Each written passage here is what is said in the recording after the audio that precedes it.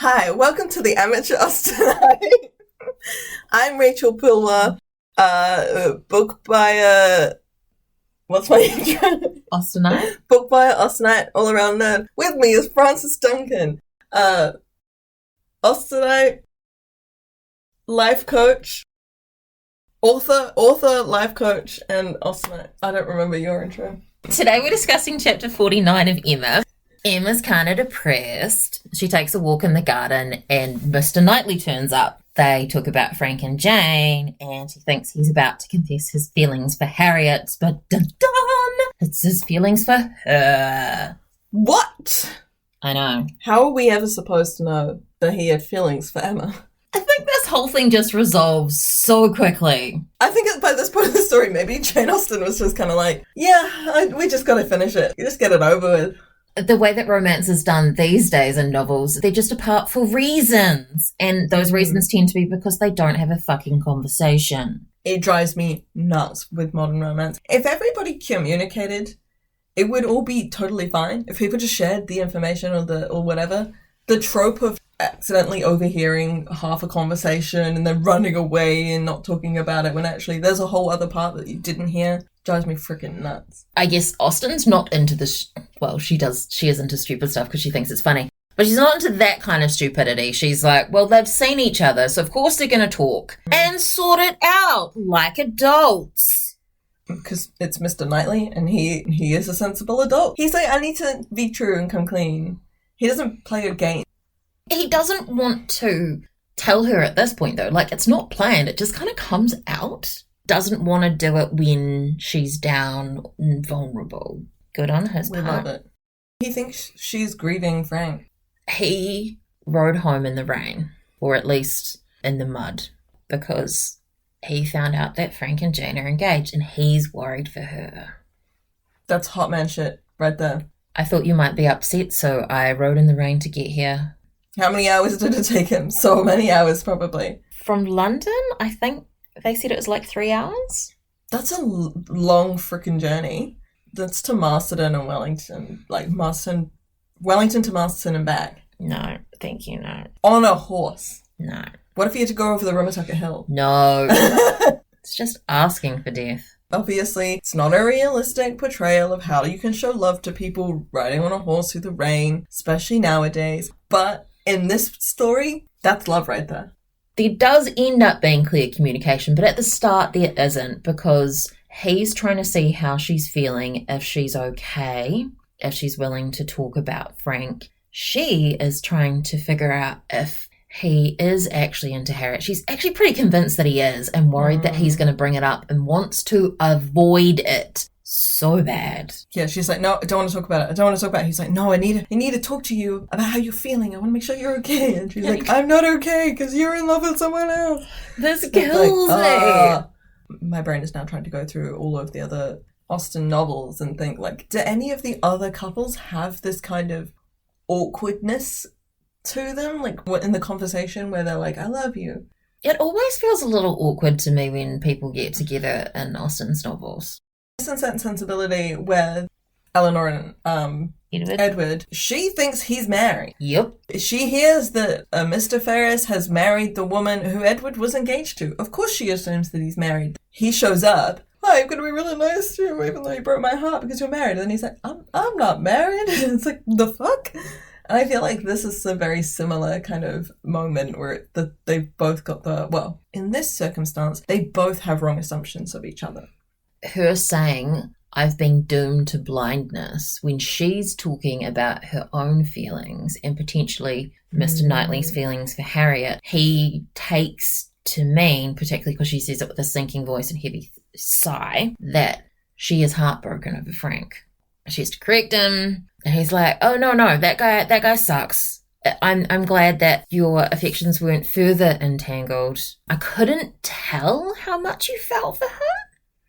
Which sounds like he was just watching them so carefully, trying to figure out the depth of Emma's affections. I want to say that if Emma had truly been heartbroken over Frank, Miss Knightley would have gone over to Frank's house and beaten him up. Yep. He would have been like, you motherfucker, how dare you hurt my girl? Also, if it was more modern, potentially, he'd be like, Do you want to get engaged to me so we can shove it in his face? We can make him jealous. Let's have a fake relationship. I totally am not doing this for my own thing. We're not gonna fall in love. I just want you to, like, pretend to be engaged to me to, like, make him feel shit about himself. Make him see what he's missing. That is such a huge trope nowadays. It was a fake relationship and then it became real. In fairness, I do love a fake relationship trope. She admits that her vanity was flattered and she allowed his attentions, but she realised that there wasn't anything in it. Somehow she was safe because, you know, she's in love with Mr. Knightley, therefore she was not going to fall in love with somebody else because that's how they think love works. Yeah. Polyamory is not a thing. No. But if it was, Emma, Mr. Knightley, and Jane. Yeah. Thruple. Yeah. Not Frank. Frank can bugger off. But it's not, it's like they're all dating each other. Yeah. It'd be a good show. Knightley goes into this rant. Jane is too good for Frank. Her character vouches for her, so we know that she's not after him for his money. That's the only thing that she does not have. I love this line. A man would always wish to give a woman a better home from the one he takes her from. That is so good. So good. That's a 10 out of 10 line right there. Yeah. Rant about Frank. He meets a woman, is a dick to her, but still gets her affection. Couldn't have found a better wife for him. His aunt's there, his aunt dies, and then he talks to people and everybody's happy for him. He's been a dick to everyone and everyone's like, yay, Frank! He sucks. And he's right. Like, yeah, I envy him. And Emma's like, oh no, it's about Harriet because marrying someone that people wouldn't approve of, this is what he's gonna say. So she tries to shut down the conversation. Don't speak it. Take a little time. Consider. Do not commit yourself. And I do envy him, Emma. In one respect, he is the object of my envy. I just really like that line. Of all the lines in this book, the way Austen worded that, obviously we're a few sentences away from his declaration of love, but I feel like that is the perfect precursor to him saying that. You see him looking at her. In one respect, he is the object of my envy because he got to flirt with you. Yeah. Everyone wanted you two to be You together. have his affection. He has your affection, Emma. That's why I envy him. Again, Emma does what she's been doing the entire book and pushes down her own feelings. I can be your friend if you need to speak to me about this. The bit that follows, though, they so talk around the subject. Mm-hmm. I wouldn't know that this is what is happening. Have I no chance of ever succeeding? Okay. What? My Yeah. dearest Emma, dearest you'll always be. They've literally just been talking about friends, where she's like, you know, as a friend, speak openly to me as a friend, and then he's like, as a friend, Emma, that I fear is a word. No, I have no wish. I'm like, okay, so you don't want to be friends. That doesn't technically mean you want to be anything else, though. I don't want to be friends anymore, Emma. Eventually he gets a point, but somehow Emma already knows what he's talking about. Because, like, how many other people do you call dearest? Like, nowadays, I would be like, oh, hi, my dearest. Like, you know, can you help me with this thing? That's what I say to my coworkers.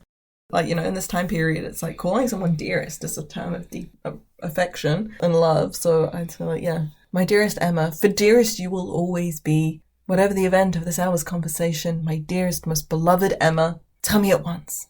Say no if it is to be said.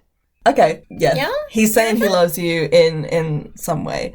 They're siblings-in-law. You could say, my dearest beloved to a family member. I mean, I guess you've got to think of tone, though, as well.